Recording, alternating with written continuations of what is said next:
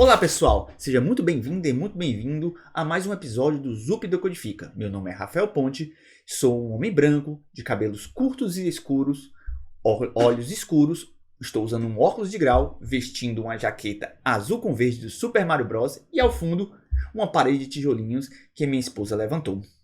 E agora com vocês, mais um conteúdo da nossa trilha de gRPC. Espero que gostem. Valeu! E no vídeo de hoje vamos aprender como escrever um teste automatizado para os nossos endpoints de gRPC.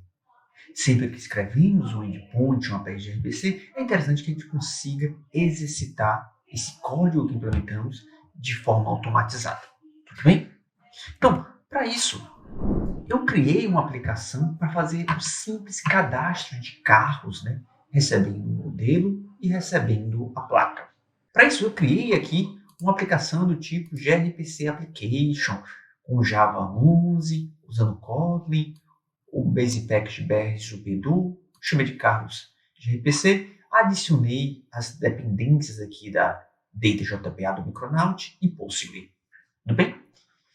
Essa aplicação eu importei aqui no IntelliJ e junto com ela eu já criei aqui um endpoint, a minha API REST, para adicionar um carro, Ele recebe um carro, ele tem uma operação remota RPC adicionar, que recebe um carro request e recebe um carro response. No carro request é bem simples, eu tenho um modelo e eu tenho uma placa, enquanto o carro response ele retorna o ID daquele carro que foi criado no nosso sistema. Com isso, rodei o compilador do protobuf para gerar os stubs e assim poder implementar aqui o nosso endpoint, tá bom?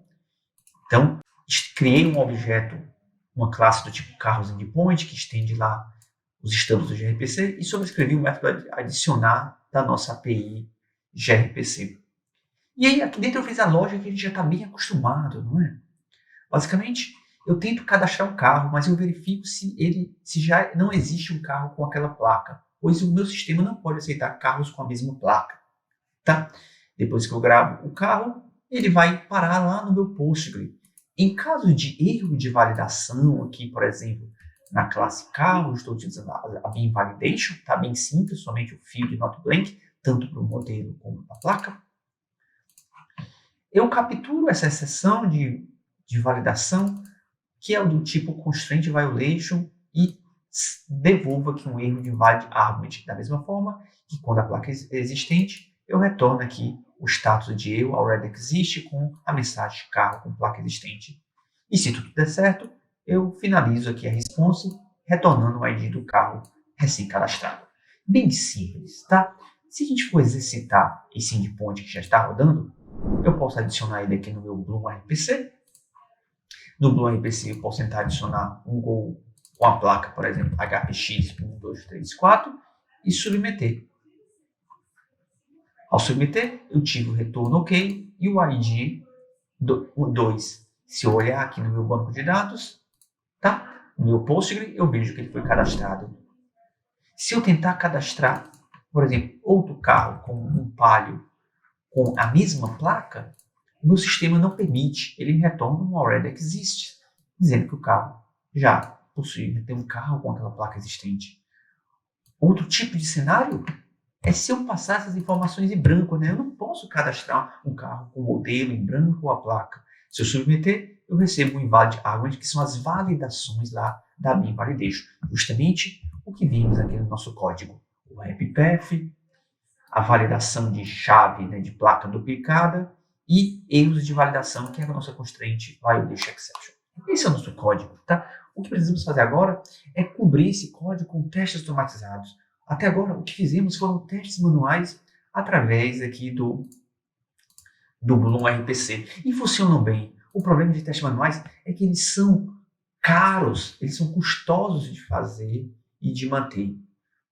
Por exemplo, imagine que amanhã a sua aplicação ela evolua com mais endpoints, mais lógica de negócio, você precisa criar novos testes manuais para alteração do código, para mudança do código, e ao mesmo tempo precisa fazer os testes de regressão, que são os testes antigos, para garantir que o que funcionava vai continuar funcionando após a alteração ali do microserviço, da aplicação. Tudo bem? Ou seja, sempre que temos testes que são repetitivos e escritos por um ser humano, eles são propícios a erros. Tá? E uma maneira de evitar, de diminuir a chance desses erros de forma justa e a um preço acessível, é escrevendo testes automatizados. Tudo bem? Então, o que vamos fazer é escrever testes automatizados para o nosso código. O teste automatizado nada mais é do que um programa para testar o nosso programa. Pensando no mundo Java e no mundo Kotlin, um programa pode ser uma classe, um conjunto de classes, e o nosso teste também vai ser uma classe e um conjunto de classes. Uma classe para testar outra classe. Tudo bem? Quando falamos de teste, nós estamos falando de várias categorias de testes. Né? Nós podemos ter várias categorias de teste. Teste de unidade, teste de integração, teste de aceitação, teste de estresse, teste de performance, teste de segurança, teste de contrato, teste de API. Existem N tipos de teste. Para o desenvolvedor, ele está mais habituado a escrever testes de unidade ou testes de integração. O teste de unidade significa que eu estou testando a menor unidade de código, né, executável ali no meu sistema, da minha aplicação. E no mundo Java, orientado a objeto, e do Kotlin também, nós estamos falando ali de uma classe ou de um método. Ou seja, o teste de unidade só se preocupa em testar aquele método de forma isolada. Quando eu digo isolada, é que ele vai rodar aquele teste somente em memória. Ele não vai tocar no disco, ele não vai trafegar na rede, ele não vai acessar um banco de dados, uma fila de mensagens como o Kafka, como o Broker MQ, ele não vai acessar a Amazon, nem nada. Ele não vai receber influência do sistema operacional, como data, hora, como idioma, como fuso horário, como variáveis de ambiente. Ele é isolado e independente. Eu consigo rodar ele na ordem que eu quiser. Isso é um teste de unidade e por isso a gente favorece os testes de unidade. Em contrapartida, existem os testes de integração, que eles são um pouco mais lentos do que os testes de unidade e um pouco mais difíceis de manter, mas só um pouquinho. Mas em contrapartida, eles se integram a outros componentes de software, a outros sistemas externos. Um teste de integração, ele se integra ao framework que você trabalha. No nosso caso, o Micronaut e o gRPC. Ele pode acessar disco, ele pode acessar um banco de dados, ele pode trafegar dados na rede, acessar um sistema externo, como a Amazon, a AWS, por exemplo.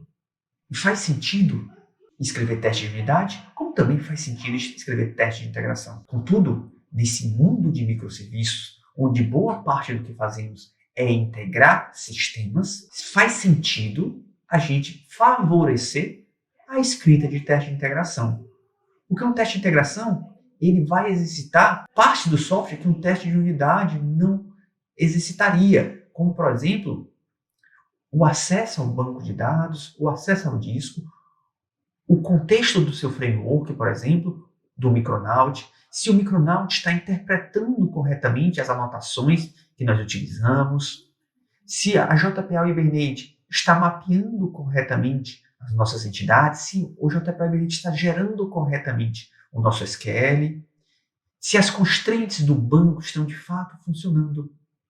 Somente com o teste de integração nós conseguimos exercitar todo esse leque de aparato que os frameworks escondem da gente. E isso é muito comum em microserviços. Por isso, a partir de agora, vamos favorecer a escrita de teste de integração em vez de teste de unidade. Tudo bem? Então, para isso, a primeira coisa que eu tenho que fazer é criar um teste de integração para esse meu endpoint, Carlos Endpoint, tá bom? Ele é o nosso endpoint de gRPC. Então, eu vou criar aqui, ó, create test, e ele vai criar uma classe com o mesmo nome do endpoint com o sufixo teste, utilizando o JUnit 5. Vou dar OK. Perfeito. A classe foi criada. E agora eu preciso, de alguma forma, informar que esse teste ele é um teste de integração. Ele é um teste que vai levantar todo o contexto do Micronaut, tá? Vai levantar o banco de dados, vai levantar o servidor de gRPC, semelhante ao como levantamos aqui a aplicação no application KT aqui pela IDE. Vou até parar a aplicação aqui. Então, para fazer essa simples classe virar um teste de integração, eu preciso anotá-lo com @micronaut teste, tudo bem? Pronto. Só isso eu já estou informando que se trata de um teste de integração. Essa anotação ela é uma extensão, né, do JUnit 5, que vai levantar o contexto do Micronaut, levantar o banco de dados e levantar o nosso servidor gRPC para que a gente consiga consumir o nosso serviço endpoint. Então vamos criar o primeiro teste. Como vocês já sabem, basta criar uma função, um function, e dar um nome aqui para ela. Tá? Mas antes disso, eu tenho que pensar o que é que eu vou testar. Nos nossos testes manuais, se você lembra bem, nós testamos o HappyPath, nós testamos o cenário onde eu estou tentando cadastrar um carro onde a placa já existe, e por último, o cenário, né, de dados inválidos. Então, eu vou escrever aqui os 3 cenários que precisamos. Tá? O cenário 1 é o HappyPath, que é o cadastro básico, o caminho feliz. O cenário 2 é quando já existe carro com a placa. Eu não posso permitir o cadastro. E por último, a terceira regra de negócio é quando os dados de entrada são inválidos, né? Ou seja, o usuário não preencheu corretamente. Esses são os 3 cenários. Então vamos lá. Vou dar aqui o nome do método. Geralmente eu sigo aquele bom template, né, do dev e do não dev. Ele é um template simples que me ajuda a pensar na intenção e na expectativa do meu teste. Então, vamos dar para o HappyPath, vamos chamar de dev adicionar um novo carro. E para que esse método seja encarado como método de teste, eu anoto com @teste do pacote org.junit Jupyter API.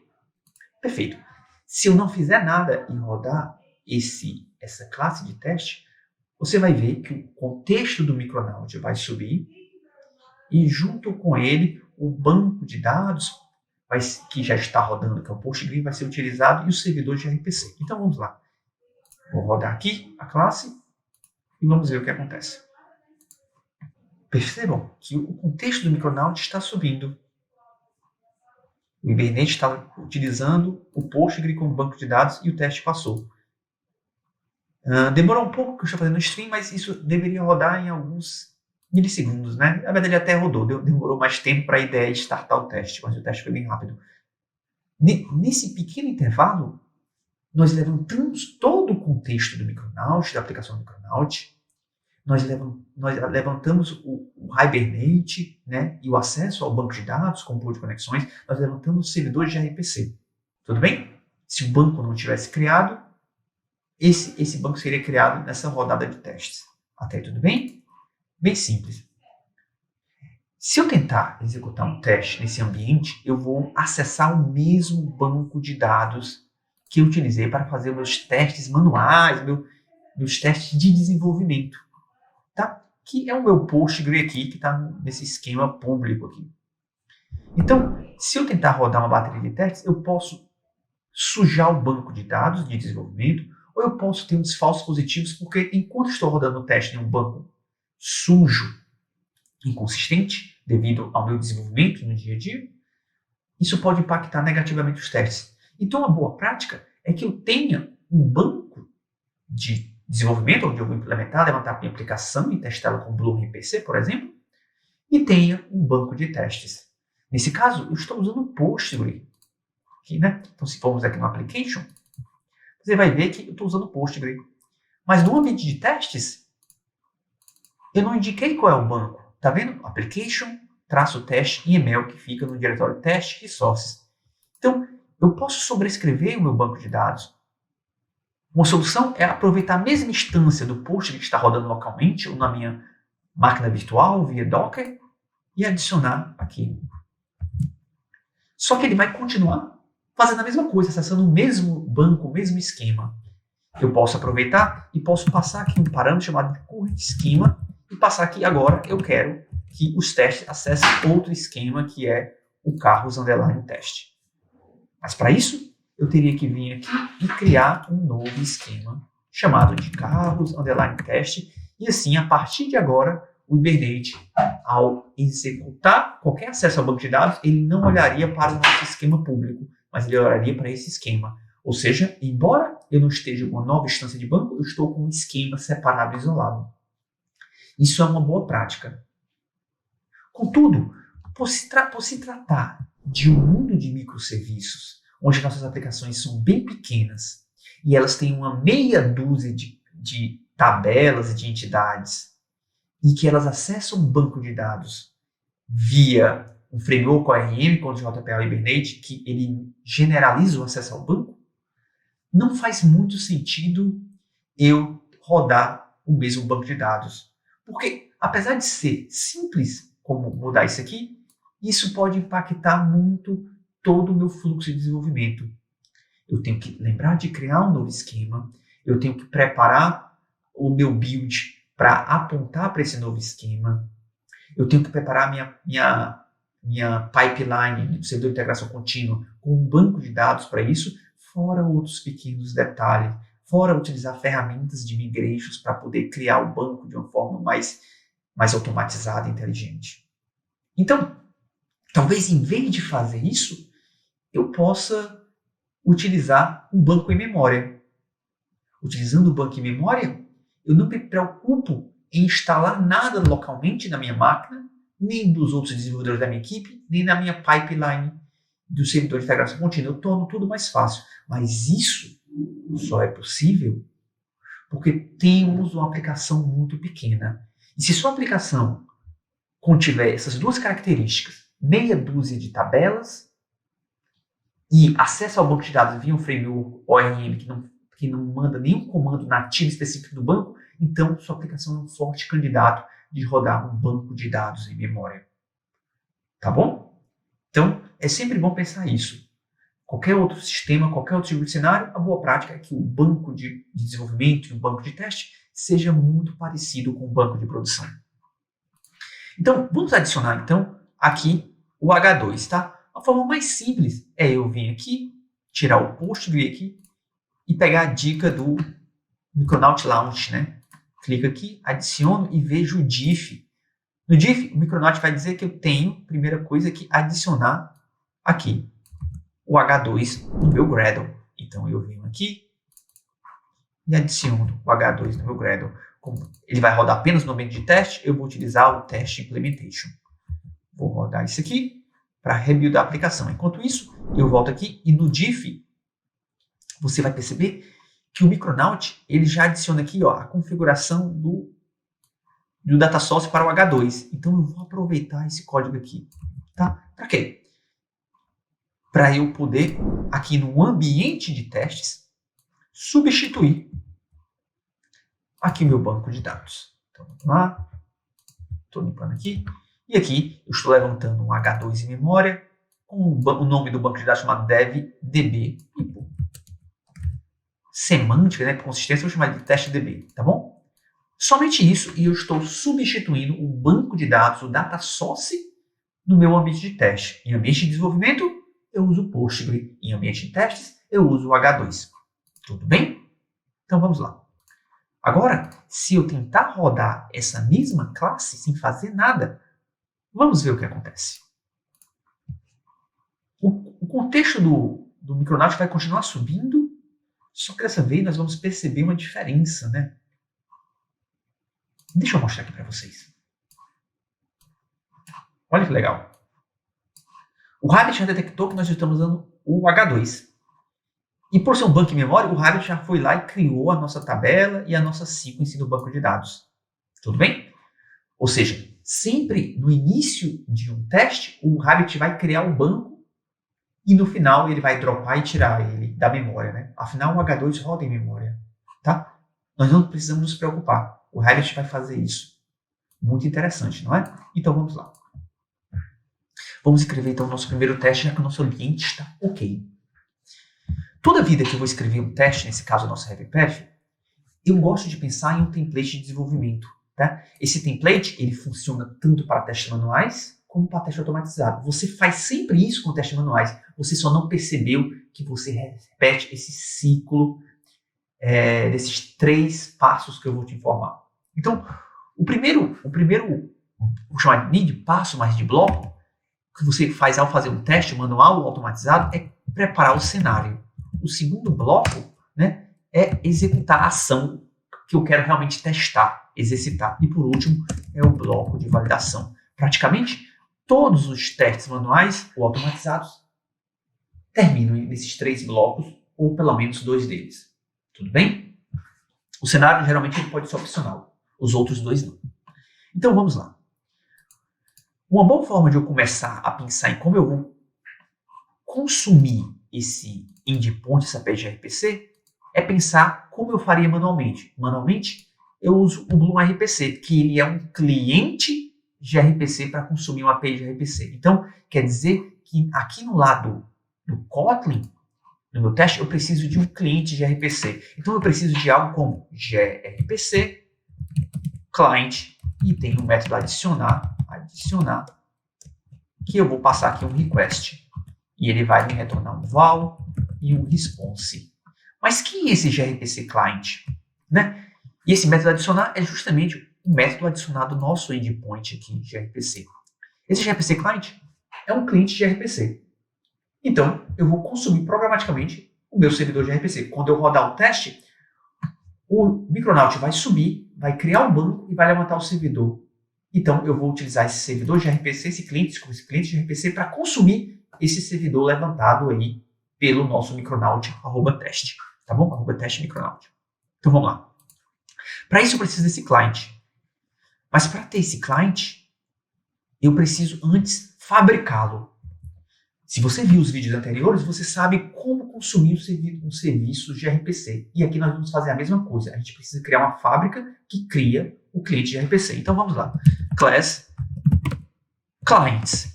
Esse clients, eu vou criar essa classe e vou dizer que ela é uma factory aqui do Micronaut. Dentro dela, eu vou criar um método fun com o meu blocking stub. E dentro do blocking stub, eu vou dar um return carros gRPC service gRPC.new, meu block stub, e vou passar um channel para ele, porque ele precisa de um channel. Tá? A primeira coisa que está reclamando é que ele não sabe quem é essa variável channel. Então eu vou adicionar ela como parâmetro aqui no meu método. Tá? A segunda reclamação, a ideia é que o retorno não está condizente. Então adicionei aqui o retorno. Legal. Se você lembra bem, eu preciso informar aqui os dados da conexão desse channel, né? E uma maneira de fazer isso é usar @grpc channel, tá bom? Esse channel aqui, ele pode ser uma managed channel, que é mais específico aí do gRPC. Show de bola! E aqui dentro eu preciso passar o IP, geralmente a gente coloca localhost, fazendo os testes locais, e a porta 500.51, que é justamente o que o Bloom RPC fazia, né? Aqui, usando 00, mas é o localhost. Legal. O problema é que isso não vai funcionar, porque o Micronaut, ele é um pouquinho esperto. Toda vida que ele levanta o contexto de teste, ele levanta o servidor gRPC numa porta aleatória. Poxa, Rafael, mas por que ele faz isso? Ele faz isso para, caso você tenha uma bateria de testes muito grande ou muito cara, custosa de rodar, você consiga paralelizar isso no servidor de integração contínua. Então, se conseguir paralelizar, ele precisa levantar o mesmo servidor em portas diferentes. Por isso, ele cria portas aleatórias. Mas se eu não sei qual é a porta, né? Pode ser qualquer porta. Pode ser essa, pode ser essa. Como é que eu vou informar aqui o meu IP e a minha porta? A verdade é que você não sabe. A verdade é que se não é você que levanta o servidor, você também não é responsável por pará-lo. Dessa forma, você tem que pedir ao responsável, que é o Micronaut. E o Micronaut faz isso através de um nome. Ele tem um nome interno chamado gRPC Server. Tá? Que uma forma de informar esse nome aqui, nessa configuração, é utilizando gRPC Server Channel aqui do Micronaut.name. Tá? Se a gente olhar essa classe, ele tem aqui o nome gRPC Server. Tá? Então eu usei a variável constante, que fica melhor. Ou seja, o gRPC é que vai me dar, né, o channel, que nada mais é que uma conexão com o servidor gRPC, já pré-configurada para eu utilizar. Pronto. Agora, com esse cliente, eu preciso agora injetá-lo aqui no meu teste para poder utilizá-lo. Então, eu vou aqui, vou pegar aqui esse código do blocking stub e vou injetar aqui no meu serviço. vol grpc client, tal. Olha que legal. Pronto. E agora eu preciso criar o meu request. A gente já sabe que o request vai ser o nosso carro request.new builder. Set modelo. Vou tentar passar o gol. Set placa hpx 1234.build. Tá? Eu gosto de quebrar aqui a linha para ficar mais fácil a leitura. Tudo bem? Bem simples. Tranquilo? Legal. Isso aqui, se eu rodar o teste, o servidor vai levantar e esse cliente vai consumir a nossa API que está rodando aqui no ambiente de testes. E para validar? Para validar, eu posso utilizar os assistes aqui. Por exemplo, do JUnit como assist not null. Se você lembrar, o ponto proto, ele retorna o ID. Então, basta eu verificar se o ID que veio ali do response, ID, ele é not null. Tudo bem? Essa é uma forma interessante de testar. Então, se eu rodar esse teste, em teoria, é para funcionar. Vamos lá. Basta eu rodar esse método aqui. Repare que o contexto subiu, mas alguma coisa eu fiz de errado. No register parameter tal em constructor. Deixa eu ver. Provavelmente eu esqueci alguma coisa. Perfeito. Eu esqueci o @singleton aqui na minha fábrica. Perdão, gente. Vamos novamente rodar o teste. Mais um pouco. O contexto do Hibernate foi levantado. As tabelas foram criadas. O servidor de gRPC foi levantado. O teste está consumindo e vou lá. O insert ocorreu no banco de dados. E o ID retornado é um ID not null. Exatamente como a gente esperava. Muito bem. Olha que legal. Show de bola. Repare, por eu ter só um teste, eu não coloquei nenhum cenário. Tá? Mas a boa prática é que um teste ele seja responsável, né, por limpar a sua sujeira ou limpar antes de usar. Tá? Nesse caso, eu preciso limpar a tabela. Uma forma simples é usar repository.delete all. Mas eu não tenho o meu repositório, então a gente vai injetar o repositório. Vol repositório tal.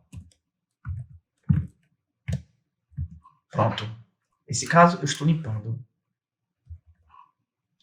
Se eu rodar, deve funcionar da mesma forma. Vamos lá. Show de bola. Funcionou. Tudo bem? Muito bom. Uma coisa interessante de a gente lembrar é que dentro do contexto do Micronaut, para gRPC, é interessante que a gente desligue o controle transacional do ambiente de testes. Por quê? Porque o servidor gRPC, ele roda numa thread separada. Tá? Se você viu um vídeo anterior, você sabe que podemos desligar o controle transacional informando aqui o transactional false. Isso é importante ao trabalharmos com gRPC, pois o servidor gRPC que roda em uma thread separada, ele não participa da transação que é aberta para cada @teste. Isso pode trazer erros ou cenários ou resultados falsos positivos. Então, a melhor maneira de lidar com isso é desligando o controle transacional a nível de teste. Ou seja, essa chamada ela virou auto-commit e ela abre e fecha uma transação imediatamente. Tudo bem? Se eu rodar a bateria de teste, eu vou ter o mesmo resultado. Para um teste parece que não tem efeito, mas quando estivermos trabalhando com múltiplos testes, um pode interferir no outro justamente por causa do controle transacional que não está funcionando como a gente espera. Show de bola. Primeiro cenário. Ok. Preparando o cenário de teste. Exercitamos o endpoint e fizemos o assist. Tá? Mas vamos dar para dar uma incrementada. Tá? Uma coisa interessante para a gente ficar ciente é que nós validamos aqui o resultado da nossa API. Né? O Protobuf disse que ele retorna o sucesso e no carro response ele retorna o ID. E nosso teste fez justamente isso. A gente validou a interface pública da chamada, né? A resposta. Né? Exercitamos o endpoint, passamos o contrato de entrada e validamos a saída. Mas o nosso código, ele tem um efeito colateral, né? Side effect. Ou seja, ele no final, ele insere dados em um banco de dados. Isso é um efeito colateral. Criar um arquivo em disco, apagar um arquivo em disco, colocar uma mensagem na fila, enviar um e-mail, são efeitos colaterais. E um bom teste de integração, ele olha para os efeitos colaterais. Então, uma maneira de olhar para o efeito colateral aqui é justamente a gente fazendo o assist de que o carro que tem esse ID está de fato, ele existe de fato no banco de dados, foi de fato inserido. Então, vamos lá. Assist through o que? repository.exist by ID. Opa! Response.id. Tudo bem? Então, se eu rodar o teste, é para ele continuar passando. Ou seja, eu espero que o registro esteja lá dentro do nosso banco de dados. Perfeito. Nosso teste continua passando. Tudo bem? Uma sintaxe legal que eu gosto aqui no Kotlin, quando eu tenho mais de um assert, é usar a cláusula if passando o response, né? Ele vai se tornar o contexto aqui dentro desse bloco. Ou seja, o des dentro desse bloco aqui se torna esse parâmetro response aqui que eu passei, tá? Ou seja, eu poderia fazer isso aqui e fazer isso aqui. Então fica um pouquinho mais elegante, tá? Mas é só preferência. Siga o que você achar melhor. Então o primeiro cenário está ok, né? E super ok, porque nós também validamos aqui o tal do efeito colateral, tá? Sempre importante a gente olhar para os efeitos colaterais quando escrevemos teste de integração, tá? Nesse caso, eu fiz um insert no banco, eu olho se o registro está lá. Se eu deletasse, eu tinha que garantir que ele foi deletado. Se ele foi alterado, eu tinha que garantir que ele foi alterado. Se eu colocasse uma mensagem na fila do Kafka, eu tinha que garantir que aquela mensagem estava de fato na fila do Kafka. Né? É um teste integrado. Eu estou de fato validando se a integração ocorreu com sucesso entre o meu código e o sistema externo. Tá bom? Então vamos para o segundo cenário, que é quando a placa já existe. Então, eu vou criar aqui um novo método, @teste, fan. Vamos lá. O nome do teste, nesse caso, utilizando aquele template do dev, vai ser não deve adicionar novo carro quando carro com placa já existente. Tudo bem? Aquela mesma dica do template. Apesar de eu ter quase 10 anos escrevendo teste, eu sempre escrevo esse template. Cenário, ação, validação. Porque eu acho bem didático.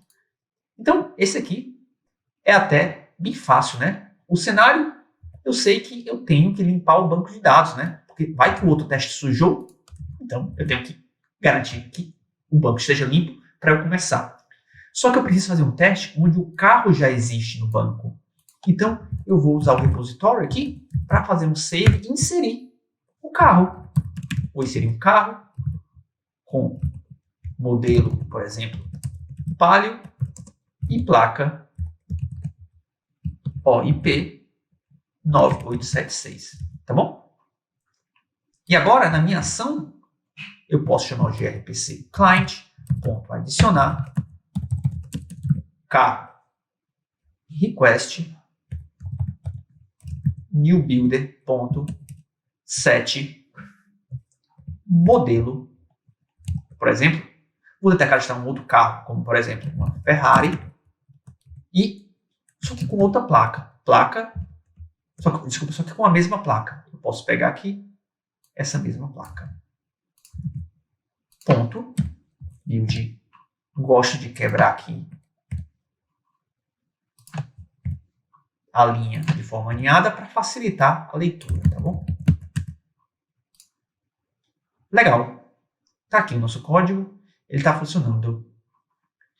Repara que a placa é a mesma daqui de cima. Então, uma dica que eu posso fazer é o seguinte, para não ter que repetir esse código e uma hora eu esquecer de copiar ou colar ou fizer algo errado. Eu pego aqui o retorno do repositório existente, que é o carro existente. E nesse carro existente, eu posso, por exemplo, já passar a placa aqui. Tá bom? Eu também poderia passar o nome se eu quisesse, mas vou deixar aqui com uma Ferrari. Legal. Eu poderia esperar a response aqui, tá? Mas se você lembra bem dos outros vídeos, quando ocorre um erro, e o erro que a gente está esperando é isso aqui, ó. Se a placa já existe, response observe um erro already existe com a mensagem carro com placa existente. As runtime exception, ou seja, quando o cliente chamar um endpoint, uma API, e essa API retornar um erro, o cliente vai receber não um response, mas uma exceção do tipo status runtime exception. E para eu validar isso com testes, eu utilizo o assist throws, onde eu passo aqui o meu bloco e junto com o bloco eu passo o tipo de exceção que é o status runtime exception da ajuda de gRPC, tá? Aqui o código está reclamando, eu vou descobrir o que é, provavelmente.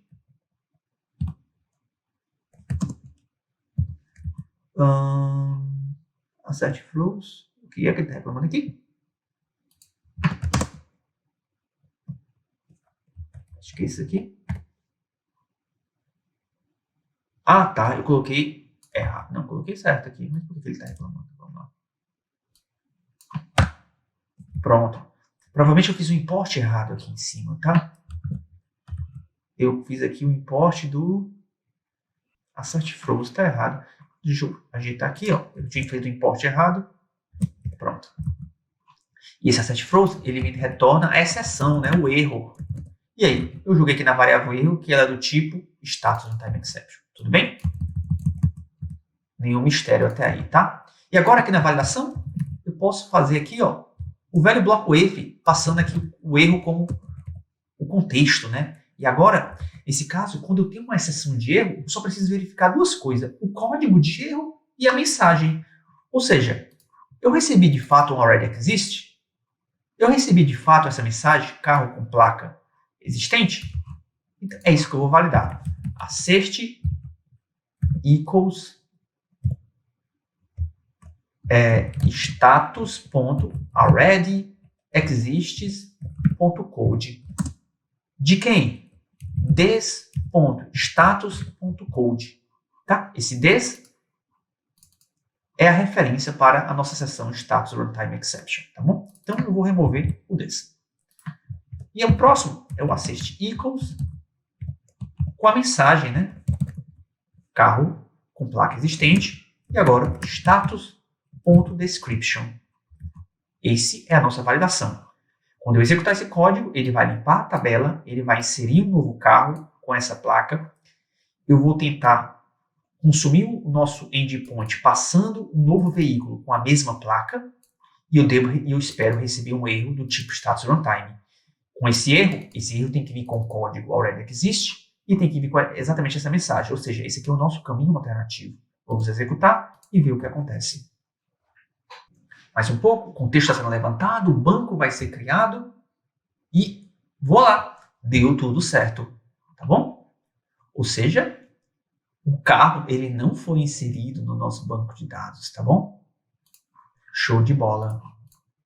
Então, o segundo cenário de teste foi ok. Temos agora o último cenário de teste, que é quando os dados de entrada são inválidos, né? Que é justamente quando eu submeto aqui os dados de forma vazia ou incorreta. Tá? Se eu olhar aqui, no meu carro eu tenho as anotações da bin validation, not blank, né? E também NotBlank aqui no caso, né? É bem simples aqui para o nosso cenário de teste. Ou seja, somente um teste de integração seria capaz, né, de validar aí essas anotações da Beam Validation, porque eu preciso que o framework rode e faça a inspeção ali do objeto para verificar as anotações. Então vamos lá. Mais um método @teste fun, utilizando aquele nosso template do dev, tá? Então, nesse caso, como é um caminho de erro, né, um cenário de erro, um cenário alternativo, não deve adicionar novo carro quando dados de entrada forem inválidos. Nesse caso, eu vou criar o próprio template, mas por preguiça eu vou copiar aqui do teste anterior, tá bom? Nesse cenário, eu não preciso mais criar um carro, então eu vou remover. Mas eu preciso aqui continuar passando, né, uma placa. Só que é uma placa vazia e um carro vazio já, por causa do NotBlank, né? Nesse caso, o tipo de erro de código de erro que eu espero é um already exists. Como é que eu sei? Porque quando eu tentar passar um carro com esses valores em branco ou nulo, eu vou receber uma constante violation. E aí, eu fiz um try-catch, o código tem um try-catch, ele retorna o status como invalid argument e a mensagem dados da entrada é inválido, tá bom? Então, eu volto aqui para o meu teste, eu boto aqui um invalid argument e a mensagem dados de entrada inválidos, tá bom? Vou exercitar agora o cenário de teste e vamos ver o que acontece. Perfeito, rodou o teste como esperado. Se você quiser facilitar ainda, você pode não preencher aqui esses dados e simplesmente criar o carro request vazio, dado mesmo, tá? Se eu executar, eu vou ter o mesmo resultado. E deu certo. Tudo bem? O nosso código está funcional. Uma melhoria para esse código aqui seria eu verificar as violações da Beam Validation. Será que todos os erros foram enviados de volta para mim? Tudo bem? Eu posso verificar isso também. Mas eu deixo isso para você aí como tarefa de casa, tá? Isso aqui já resolve aí 90% ou até mais da validação do nosso software, tá bom? Esses testes estão bem consistentes e realmente garantem ali o nosso cenário. Uma forma de melhorar ainda mais é que, se você reparar todo o cenário de teste, eu limpo o banco de dados, tá? E quando eu tenho um código que se repete entre vários métodos, eu posso extrair isso para um novo método. Por exemplo, o método funSetup, que vai deletar. E como eu quero que esse método execute antes de cada teste, eu utilizo a anotação before each do JUnit. Assim, eu não preciso mais utilizar o delete aqui no meu código. E agora, se eu rodar toda a bateria de testes, aqui ó, eu venho na classe, clico nela e executo. Eu espero que os 3 testes rodem e os 3 testes acabem verdes, dizendo que deu tudo ok. Tudo bem? O teste está rodando, só mais um pouco. O primeiro teste, show de bola. Uma coisa interessante que você vai perceber é que o banco de dados ele só é criado na primeira execução do teste. Depois disso, se você observar, a gente continua com aquela instância do H2 em memória até que acabe todos os testes dessa classe. Tudo bem? Por isso a preocupação de sempre limparmos o banco de dados. Pois é, esse foi a nossa bateria de testes, tá? Se você quiser aqui no Micronaut, você pode botão direito e clicar com Run, Carros Endpoint, e rodar os testes com Coverage. E assim você vai ver e ter uma certeza ainda mais de que se você cobriu ou não as linhas de código e as branches de código ali do seu software, do seu microserviço. Então, deixa eu rodar mais um pouco. E aí, a IDE, ela me dá aqui a cobertura e ela diz que o carro endpoint está com 100% de cobertura, tanto de método, como de linha, como de classe. Se eu for aqui, você vai ver que ele tem uma cor toda esverdeada, porque é um IntelliJ me dizendo que Todas essas linhas foram exercitadas pelo nosso código de teste. Se eu, por exemplo, rodasse somente a cobertura para esse código, é para a gente ter uma coloração diferenciada ali. Se não tiver, me desculpem, mas é para a gente poder identificar o que a gente cobriu e não cobriu ali com nossos testes, tá? Cobertura é uma boa ferramenta para ajudar a descobrir o que falta ser testado, tá? Ali olhando para o código. Ele te ajuda a saber o que você testou e o que não testou, mas não necessariamente ele consegue identificar o que falta ser testado, tá? A experiência e a prática vão te ajudar a escrever testes ainda melhores. Por exemplo, só rodando aquele único teste, eu não entrei aqui no if, afinal é o happy path, e também não caí aqui no caso de erro, porque é o happy path, mas todo o resto de código foi exercitado. A vantagem de utilizarmos um banco, e por último, a vantagem de utilizarmos um banco em memória, não é? Desculpa, cadê o Application Property? Application Test? Utilizar um banco em memória é que eu não preciso levantar Docker, máquina virtual, nem nada. Tanto é que se eu vier aqui no console, eu posso, aqui no meu projeto, eu posso digitar um ponto /w, teste, e é para a minha bateria de teste rodar também perfeitamente aqui. Tá bom? Ele vai executar e eu consigo rodar os testes tanto na IDE, como eu também consigo rodar aqui sem precisar setupear nada na minha linha de comando. E é na linha de comando que vai ser executada lá na sua pipeline do seu servidor de integração contínua. Então é importante que os testes passem na sua IDE, mas principalmente eles passem na linha de comando, porque a linha de comando é um ambiente um pouco mais hostil e fora do seu controle do que a sua IDE. Bom, espero que tenham gostado do conteúdo e até o próximo vídeo. Não esqueça de compartilhar o vídeo, clicar no gostei e se inscrever no canal para mais conteúdos. Valeu!